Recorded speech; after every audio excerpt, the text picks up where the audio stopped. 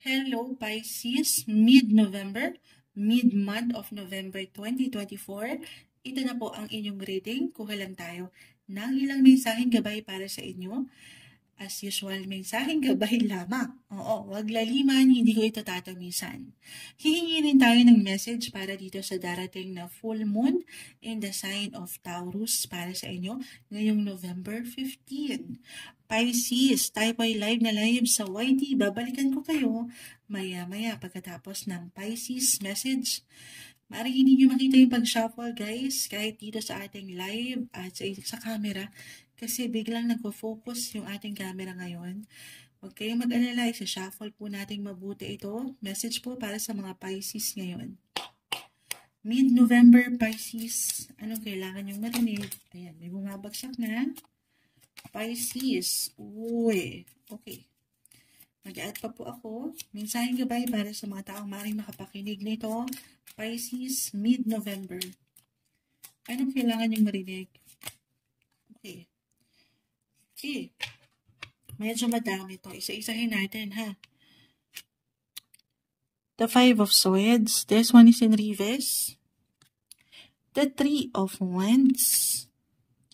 The Six of Swords. The World. The Six of Pentacles. The Sun. Alam nyo, sipag ni The Sun. Positive lang daw tayo with The Sun. Okay, yung energy andito naman para patuloy niyong maharap yung ilang obligations sa mundo, the world, or the universe rather. The High Priestess reverse and the Knight of Cups. Okay.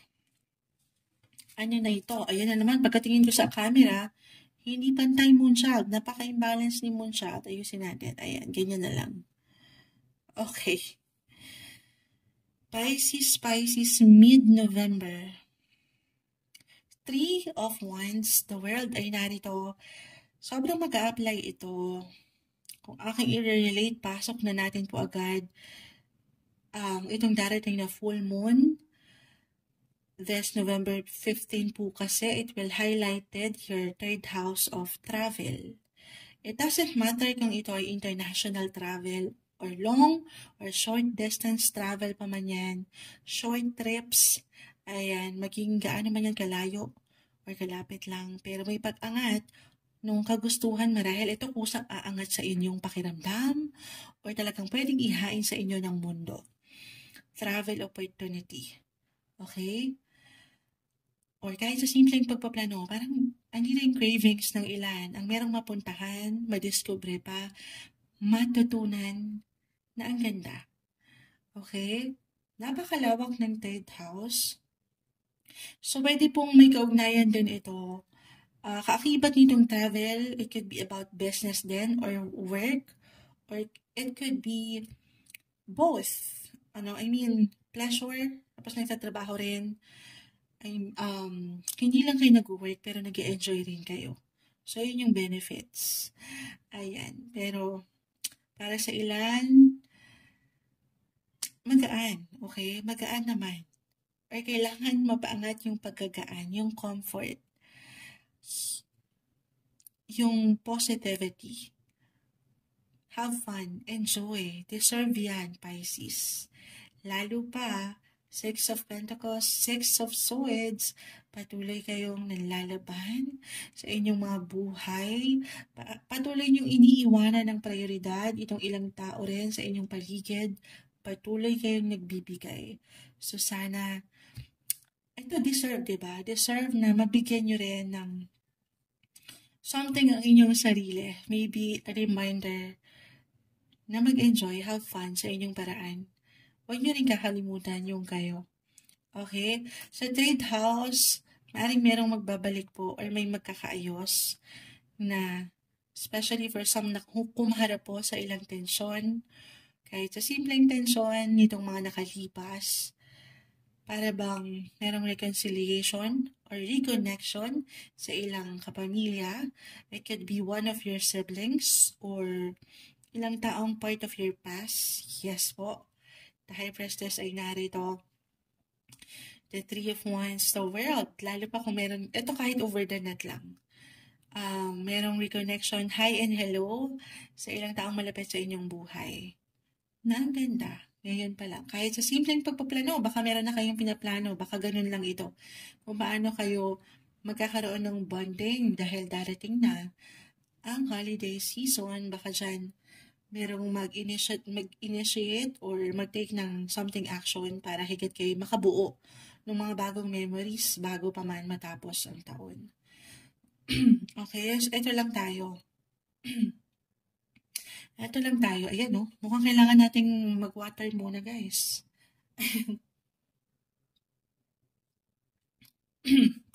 At diba, live na live. Babalikan ko po kayo sa live natin, pero eto lang, sa third house, napakalawak. Dito rin po pumapasok ang komunikasyon. Communication, sabi ko nga, kahit over the net ito, using the internet. Paangatin nyo lang po yung pagkabalanse nang walang pagkasobra or pagkakulang. Kasi baka dito, if ever hindi mag-apply yung naging tension na, baka ngayon umangat yung tension. Okay, ngayon pa lang, since astrologically pa rin, itong si Mercury, which is the planet of communication, will go on retrograde this month. So, baka mag-apply. Umangat yung miscommunications or disagreements, tension na ayaw natin. Okay? Paangatan yung pagkakalma. Hindi madaling kumalma sa lahat ng pagkakataon. Pero, Moonchild, parang ako na lang lagi ang bigger person. Ganon, diba? Pero lagi kong sinasabi, balance is the key. Walang perfect relationship. Paangatan yung energy na everything is temporary. Malalagpasan ito. Kung sakali man. Sabi ko nga, maayos. Meron ng reconciliation eh. Maayos ito. Kaya sa isang punto ng buhay, hindi kayo magkasundo or magkasabay. Relasyon man na, relationship-wise, napakalawak. Pero still, andito ang energy para maibalanse at maibigay or mabigyan. Reversal. Matatanggap nyo yung tamang enerhiya para sa inyo. Yung deserve nyo, kailangan ramdam nyo yan. Okay? Dapat merong give and take. Maybe kailangan lang din marinig yan ng ilan. Balance is the key.